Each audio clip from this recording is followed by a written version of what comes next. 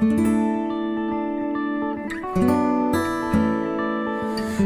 le vol de la tempête vient à assombrir ton ciel bleu, au lieu de baisser la tête, compte les bienfaits de Dieu.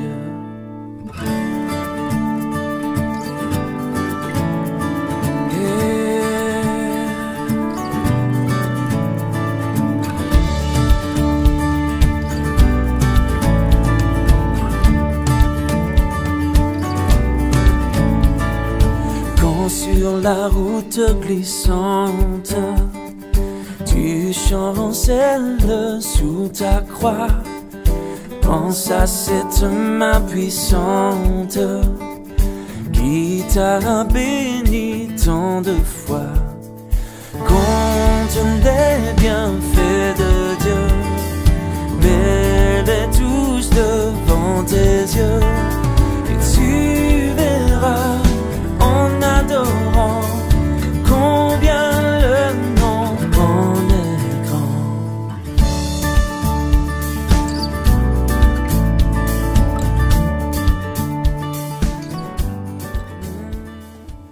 Salut à vous, Louange en psaume, épisode 9, partout. Alors, vous savez que les chants devaient être exécutés ou conduits par celui que la Bible appelle le chef des chantres, que certaines versions appellent le chef de musique, que d'autres versions appellent le maître de chœur. Mais l'expression qu'on a traduite par maître de chœur est une expression qui pourrait aussi se traduire par un usage qui est très répandu par une fonction de chant ou une fonction de chanteur très répandue dans le monde, qu'on appelle le vocaliste principal ou le soliste ou encore le lead vocal. On en parle? Allez, à toutes! Oh, quel beau soleil dans mon âme, il éclaire, illumine tout. À ses rayons, mon cœur s'enflamme et je vais chantant partout. Dans mon âme. Les définitions classiques du lead vocal ou du vocaliste principal parlent d'un membre du groupe de chanteurs dont la voix et où les prestations sont proéminentes par rapport au reste de l'ensemble vocal. En anglais, on parle même du frontman ou frontwoman, c'est-à-dire celle ou celui qui se tient devant la foule. Et c'est cette dernière approche qui va le plus nous intéresser, car les psaumes ont exactement la même approche du lead vocal.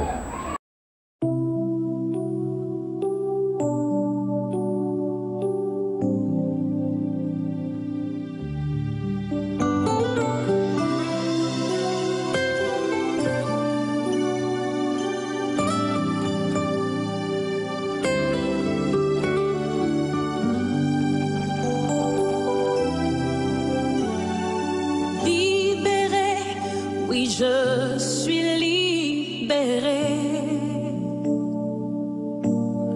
mes péchés sont pardonnés, maintenant je suis sauvé. Le psaume 42 au verset 4 dit ceci. Je me rappelle, et c'est le psalmiste qui parle, je me rappelle quand je marchais entouré de la foule, quand je m'avançais à sa tête vers la maison de Dieu, au milieu des cris de joie et des actions de grâce d'une multitude en fête. Un exemple du lead vocal qui avait pour tâche de guider une procession d'adoration en chantant en tête de foule, au devant de la foule. Ce que nous faisons donc aujourd'hui ne date pas d'hier, mais cette tâche et cette position avancée, être devant la foule, ce positionnement n'était pas que physique, il était aussi et avant tout spirituel. En effet, le verset 2 du même psaume 42 dit ceci: « Mon âme a soif de Dieu, du Dieu vivant. » Et il dit: « Quand irai-je et paraîtrai-je devant la face de Dieu ?» Mais pour cela, il doit d'abord, lui, avoir une âme assoiffée, une âme d'adorateur, une âme de chercheur de sa face.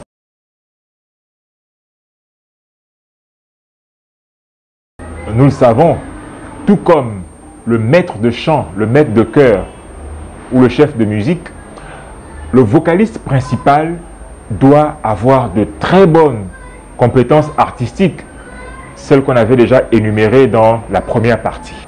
Il doit aussi être un modèle spirituel, non seulement pour la foule à la tête de laquelle il chante, mais aussi, mais encore, pour ses propres collègues de ministère. Le psaume 5 sur lequel nous sommes va nous aider à énumérer quelques caractéristiques qu'on pourrait ressortir du portrait robot d'un bon lead vocal.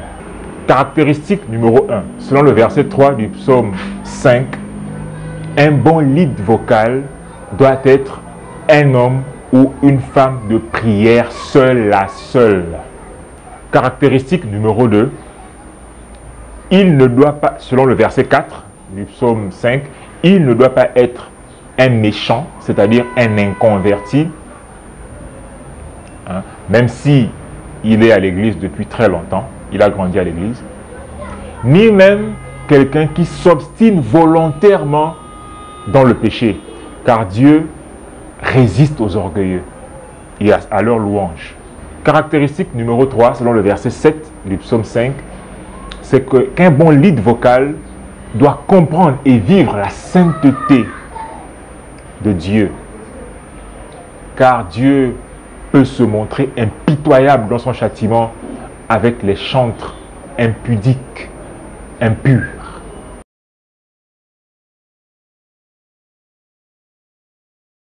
Selon le psaume 5, il y a une race, un genre de leads vocaux dont Dieu lui-même a horreur. En lisant les versets 9 et 10, ces leads qu'on appelle les leads menteurs vont être décrits d'une certaine manière par David, de sorte qu'on puisse les reconnaître facilement.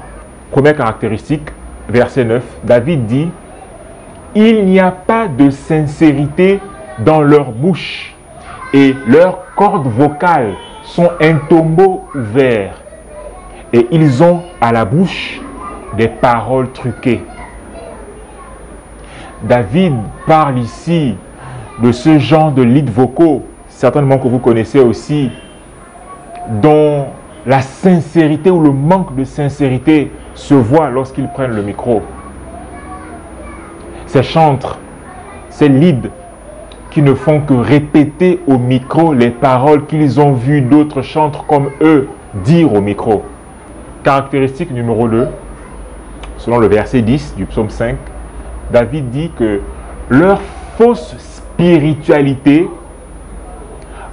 les amènera à la chute. C'est pour cela que vous constaterez dans plusieurs groupes de louanges à travers le monde, certains leads vocaux qui semblaient des frères porteurs de vie deviennent au bout d'un temps de véritables mondains.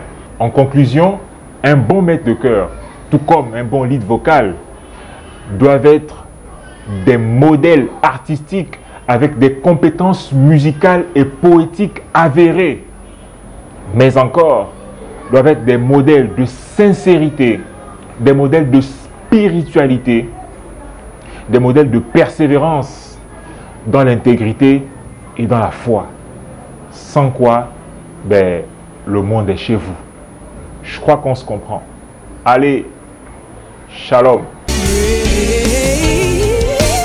Is your mercy towards me, Jesus?